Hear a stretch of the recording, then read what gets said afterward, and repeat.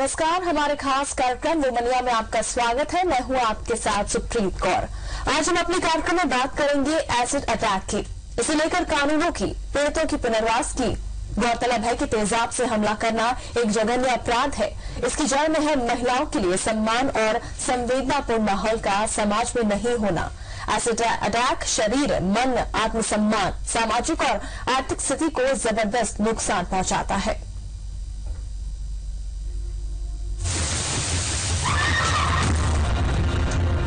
Acid attack महिलाओं के खिलाफ एक ऐसा अपराध है जो कि इंसान को न सिर्फ शारीरिक बल्कि मानसिक क्षति भी पहुंचाता है। तेजाब से हमला करना सबसे क्रूर हमला माना गया है। इसका कारण ये है कि ये इंसान को जिंदगी भर के लिए दूसरे का मोहताज तो बना ही देता है, साथ ही साथ उस इंसान का सामाजिक जीवन भी खत्म कर देता है। एसिड अटैक से लोग अपनी पहचान खो बैठते हैं। एसिड शरीर के ऊतकों तक को पिघला देता है। अपराधी सल्फ्यूरिक एसिड, नाइट्रिक एसिड और HCl जैसे तेजाब, जो कि बेहद सस्ते हैं, इसका इस्तेमाल अपराध को अंजाम देने के लिए करते हैं। भारत में फौजदारी कानून संशोधन अधिनियम 2013 के तहत एसिड हमले के मामले में दोषी करार दिए गए व्यक्ति को 10 साल या आजीवन कारावास की सजा का प्रावधान है। ऐसे अपराधों की सुनवाई IPC की धारा 376A के तहत 60 दिनों में पूरी होने की बात कही गई है। सुप्रीम कोर्ट ने जुलाई 2013 को एक फैसला सुनाया जिसके मुताबिक अब तेजाब कोई भी बिना लाइसेंस के नहीं बेच सकता। साथ ही तेजाब पीड़ितों को 3 लाख रुपए तत्काल मुआवजा दिए जाने का फैसला कोर्ट ने सुनाया। तेजाब खरीदने के लिए पहचान पत्र और एड्रेस प्रूफ अनिवार्य है। 18 साल से कम उम्र के किशोरों या बच्चों को तेजाब नहीं बेचा जाएगा। विक्रेता को तेजाब की खरीद बिक्री के लिए अलग से रजिस्टर रखना होगा। सुप्रीम कोर्ट ने प्राइवेट और सरकारी अस्पतालों को एसिड अटैक के पीड़ितों का मुफ्त इलाज, रहने, खाने और सर्जरी करने के निर्देश दिए हैं। हालांकि अस्पताल बाद में पूरा भुगतान राज्य सरकार से ले सकेंगे। सुप्रीम कोर्ट के निर्देश के मुताबिक एसिड अटैक से पीड़ितों के इलाज और पुनर्वास की पूरी जिम्मेदारी राज्य सरकार की होगी। कोर्ट ने कहा है कि अब थोक भाव में एसिड की खरीदी SDM की मंजूरी मिलने के बाद ही की जा सकेगी। Report IBC 24। और इस बारे में ज्यादा जानकारी देने के लिए हमारे साथ स्टूडियो में मौजूद है अधिवक्ता इंद्राणी चौधरी जी। इंद्राणी जी, बहुत बहुत स्वागत है आपका। नमस्कार। इंद्राणी जी, जिस तरह से हमारा आज का टॉपिक है एसिड अटैक, जिस तरह से इस तरह के मामले लगातार बढ़ रहे हैं, सरकार काफी कोशिश कर रही है इस तरह के मामलों को रोकने के लिए, तो आखिर क्यों, किस तरह का कानून है? कानून का प्रावधान बहुत सख्त से सख्त रखा गया है, उसके बावजूद भी जो हो रहा है, इम्प्लीमेंटेशन होता है। पहले अब जैसे हो रहा है कि पहले एक अटैक हुआ, उसका तुरंत हम जो हॉस्पिटलाइज करना रहता है, हॉस्पिटल में भी अब जानकारी है कि गाइडलाइन सुप्रीम कोर्ट का बहुत अच्छा आ चुका है कि इलाज जो है वो तुरंत शुरू होता है, क्योंकि वो सेंसिटिव एक चीज होता है। उसका इलाज बहुत ही मतलब लॉन्ग पीरियड तक चलता है, ये सबसे बड़ी इम्पोर्टेंट बात है, और काफी खर्चीला इलाज होता है इसका। और दूसरी बात जो है कानून का प्रावधान की बात अगर हम देखें, एसिड या एसिड की तरह जो जलाने वाले द्रव्य होता है, उसका जो यूज होता है, नियत पहले देखा जाता है, इंटेंशन क्या था, किसी का चेहरा स्थायी रूप से बिगाड़ना, अंग का डैमेज कितनी गहराई से पहुंचाना, ये नियत जो सिद्ध होता है कि उसका पूरा चेहरा बिगाड़ने के सिर्फ बात नहीं आती, उसका जो अस्तित्व है वो मिटाने तक का सोच होता है। तो इसका जो कानूनी प्रावधान रखा गया है 10 साल से अधिक, 10 साल से कम सजा का नहीं है, और ये आजीवन कारावास तक का जाता है। और साथ में इसका जो और एक है कि उससे फाइन का प्रावधान भी रखा गया है। दूसरी बात यह है कि इलाज जो होता है पीड़िता का, उसको भी पैसा देने का, मुआवजा दिलाने का सरकार का एक रहता है, जो कि एक्यूज्ड पाया जाता है, दोषी पाया जाता है, उससे भी वसूली किया जाता है। ऐसा भी प्रावधान है। तो ये जो है, ये पूरा रहने के बावजूद भी हमारा दुर्भाग्य कि हमारे देश में ये लगातार होता जा रहा है।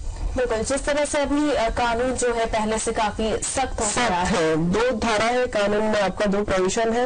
एक है आप सिर्फ इसे थ्रो कर दिए, फेंक दिए, या आपने एक कोशिश किया फेंकने का, उसका जो प्रावधान रखा गया था कि 5 साल से कम नहीं होगा, 7 साल तक।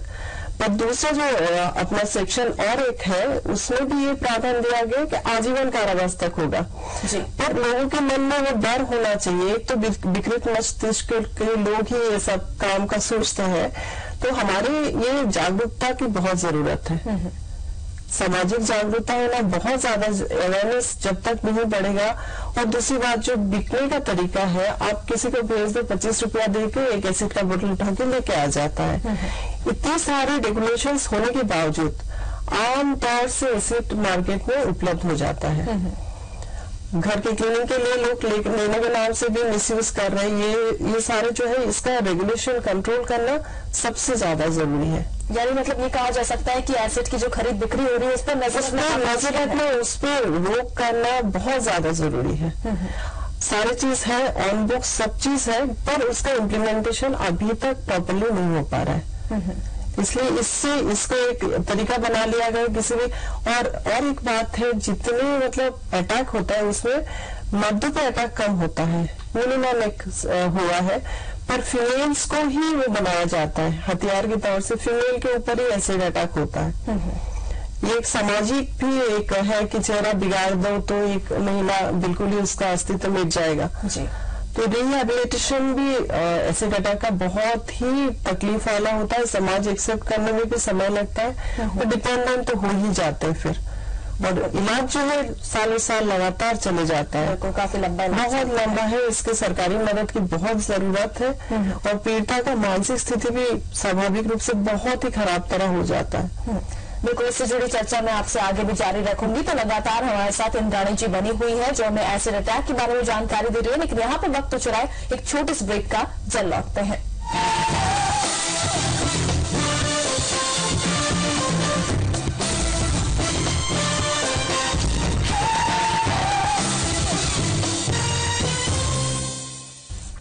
और ब्रेक के बाद एक बार फिर से स्वागत है आपका वुमनिया में। हमारे साथ लगातार बनी हुई है अधिवक्ता इंद्राणी चौधरी जी। इंद्राणी जी, जैसे कि आज का हमारा टॉपिक है एसिड अटैक, जिस तरह से आप बता रही थी कि कई सारी सुविधाएं एसिड अटैक पीड़िता को मिलती है, वही अगर बात करें हॉस्पिटल की, मेडिकल जो सुविधा होती है, किस तरह से कई बार ऐसा होता है कि हॉस्पिटल्स मना कर देते हैं, तो इसे लेकर कोई गाइडलाइंस है?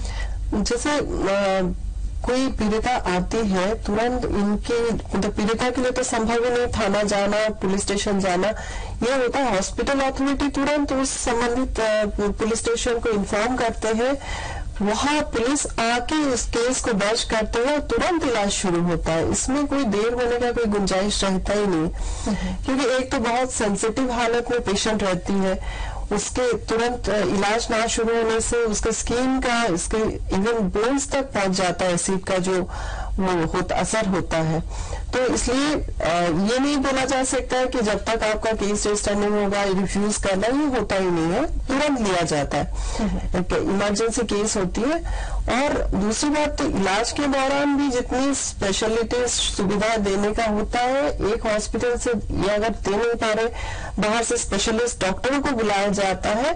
ये बहुत ही सेंसिटिव केस के हिसाब से डॉक्टर्स मेडिकल्स लेते हैं। ये मतलब हाँ। और हमारे तो ये अच्छा है कि छत्तीसगढ़ जैसे स्टेट में कम है, बंगाल, वेस्ट बंगाल वगैरह में इसका बहुत ही ज्यादा है एसिड, मतलब गांव में, शहर में हो जाता है, अटैक हो जाता है। तो वहां देखा जाता है कि जो एनजीओस है उसमें प्रिवेंशन के लिए और रिहेबिलिटेशन के लिए एनजीओस बहुत आगे बढ़ के काम कर रहे हैं।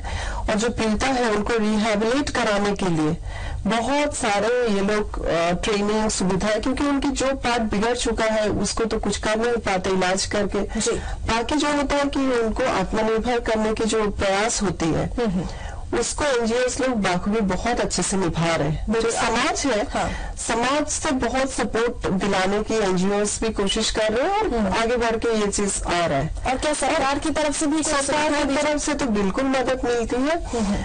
लोगों को जागरूकता का अवेयरनेस की बहुत जरूरी एक ये रहता है कि जो एनजीओस है वो भी मतलब वर्कशॉप वगैरह कर रहे हैं, ताकि लोग इस संबंध में और जागे और चीज को ऐसी चीज होने ना दे सके। अवेयरनेस काफी जरूरी है और लगातार हम इस पर चर्चा कर रहे हैं। और यहाँ पे वक्त चला एक और छोटे से ब्रेक का, फौरन लौटते हैं।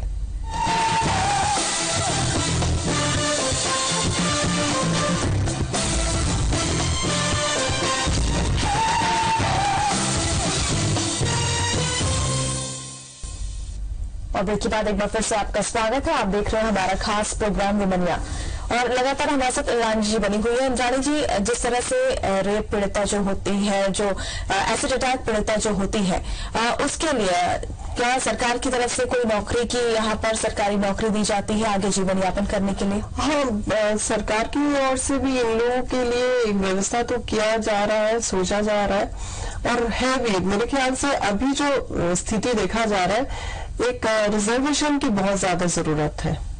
प्रॉपर रिजर्वेशन होना चाहिए, उनके लिए पूरा सुविधा मिलनी चाहिए, अच्छे जॉब के लिए उनको लेना चाहिए, क्योंकि ये ऑलरेडी विक्टिम्स है और इनका अगर सोशली ये लोग साउंड कंडीशन में नहीं आ पाते तो हमेशा ही एक कॉम्प्लेक्स में जिएंगे और इनको मॉरल सपोर्ट के, फाइनेंशियल सपोर्ट के बहुत बहुत ज्यादा जरूरत है।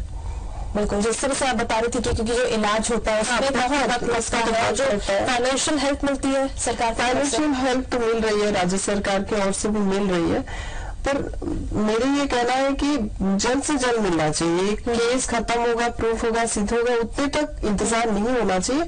तो नर्सिंग होम हो या हॉस्पिटल हो, गवर्नमेंट हॉस्पिटल में तो इलाज मुफ्त के लिए प्रावधान है, तो इस चीज को तुरंत सोशली भी बहुत ज्यादा सपोर्ट की जरूरत है।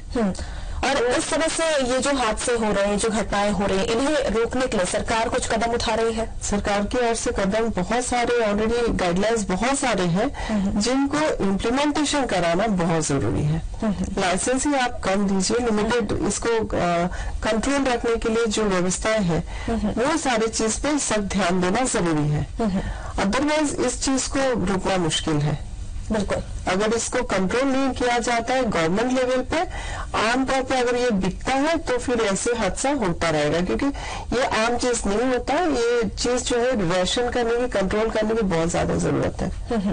तो कैसे, मतलब एक शॉर्ट में आपसे जानना चाहूंगी कि महिलाओं को आपको सजेस्ट करना चाहेंगे कैसे वो बचे इस तरह से हम लोग के? अगर आपको पहली गुंजाइश, आपको कहीं से लग रहा है कि ये व्यक्ति सपोज XYZ जो भी एक करता है, जरूरी नहीं कि पहला दिन आपसे ये किया, उससे पहले जरूरी नहीं कि तुरंत आप पे एसिड डाल रहा है, उससे पहले कुछ ना कुछ तो करेगा।